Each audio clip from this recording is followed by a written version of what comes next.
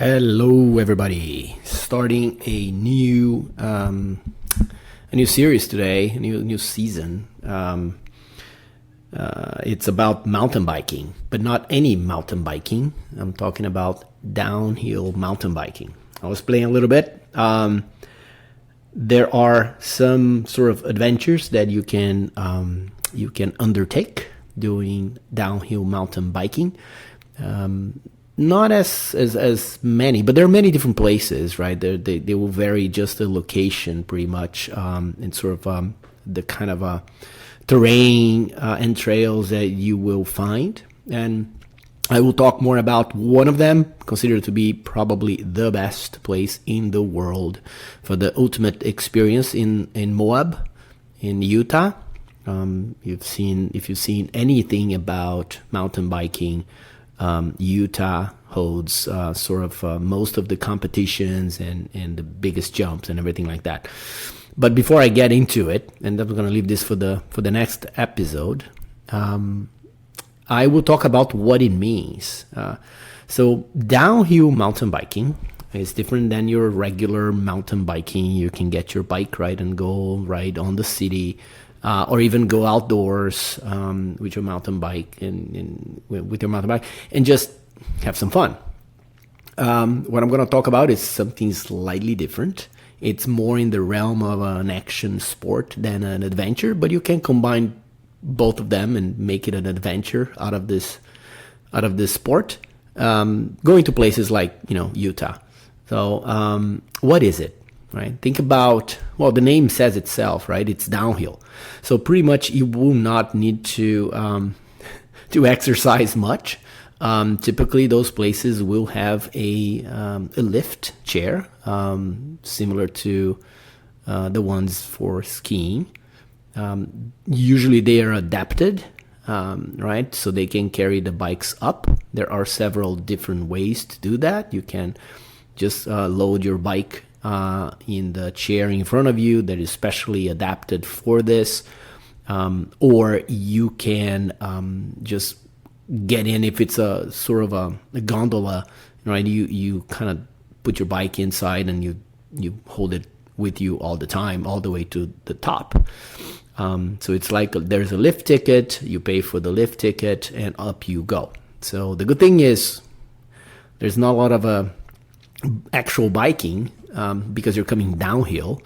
It is very, very tiring, though. Don't be fooled about the fact that you're just coming downhill with a bike. You have to stay in a certain position to essentially put your center of gravity all the way to the back, right on top of the rear wheel. Typically, that's advisable, depending on, of course, the trail and the part of the trail and the inclination.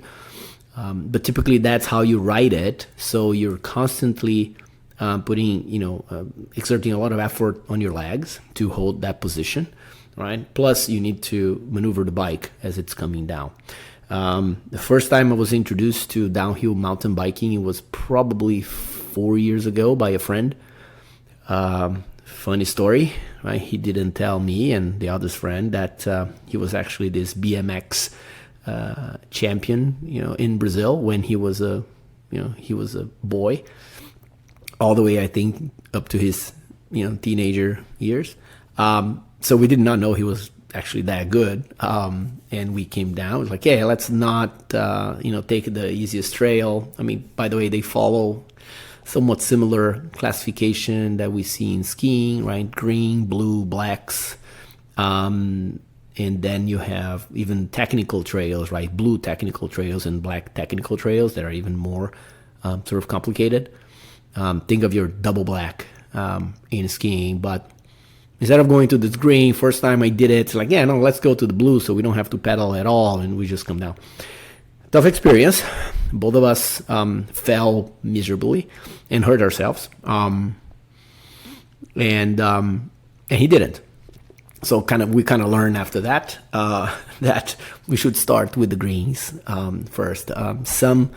Some places, right, will offer a little short, small terrain, typically a loop, that is sort of this progressive place where you can actually test some of the features and kind of get used to it before you even go to a green, which I strongly recommend anybody starting this, sort of starting downhill mountain biking. Anybody does this before even heading to a green trail. Don't be fooled by the fact that it's a green. There are some, if you've never done it, it's a whole different experience. I tried with my son. He was 13. So we kind of practiced a little bit in this area. And then we went down a green and also didn't go well. He fell pretty badly, got a horrible wipeout, freaked me out, and decided actually he's not going to do this ever again. As well as all my friends who I introduced to downhill mountain biking. They kind of tend to go once, and they either broke a rib or, hurt themselves in other ways. So they typically go once and they say, okay, this is not for me. I'll never do it again. It's one of those sports that can get you hurt. So first things is select very careful the place, the mountain that you're going to do it. Make sure there are areas that you can learn, without just jumping right onto the trails. Again, not even greens. I strongly advise to really experiment with the bike. The bike itself is different, right? The suspensions are different. It feels very weird if you're used to sort of regular bikes. The second thing I strongly recommend is, of course, full body armor.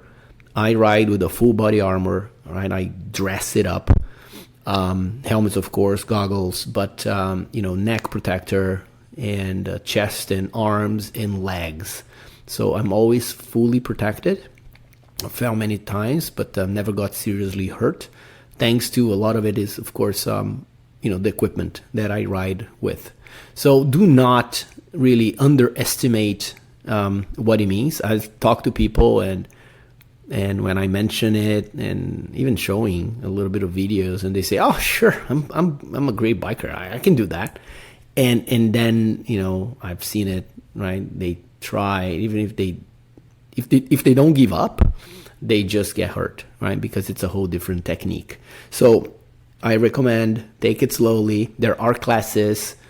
There's a ton of material on the web that will teach you the basics and the position and the techniques, right? How you're going to brake with one finger, etc. So I strongly recommend anybody who is trying or willing to do some downhill mountain bike to fully educate yourself before you even attempt the easiest of trails. Get your full equipment, find a mountain with the right resources. So that's sort of the basics. Now, that being said, it is a wonderful experience. Once you acquire some basic skills that you can come down, I'll say a green and a blue trail comfortably, it's what I love to do to get in a state of flow. State of flow, again, if you haven't heard of this term before, it was coined many years ago by a neuroscientist and another one by also a psychiatrist. And it is when sort of we operate our brains and the whole body really at the maximum performance, but we're not even thinking about it.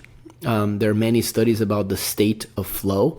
Many TED Talks that are very interesting. If you like to know more, again, do some research on the web. You're going to find plenty of resources.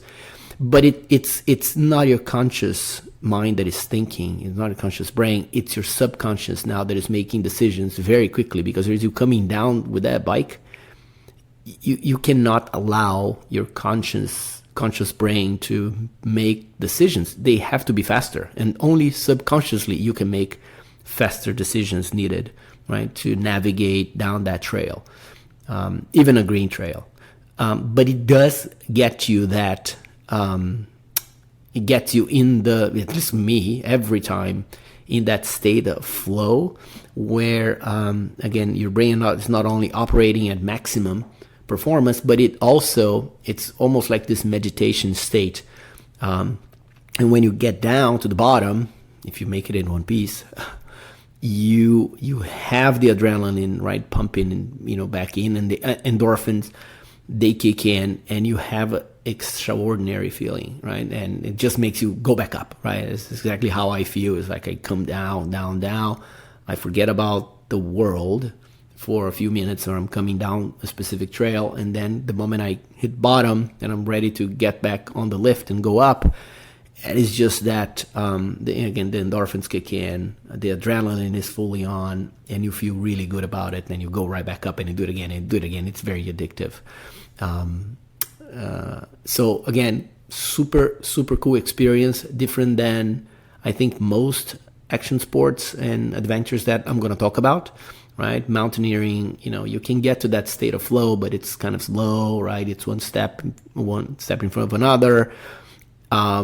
You think about other things because you have a lot of time, and you're not doing anything like that requires extreme concentration, right? You need to pay attention so you don't fall into a crevasse. But diving is a different sort of experience, right? You need to have situational awareness. You're enjoying yourself. You're flying right on the water. You're seeing fish, beautiful fish, coral reefs. It's a different experience.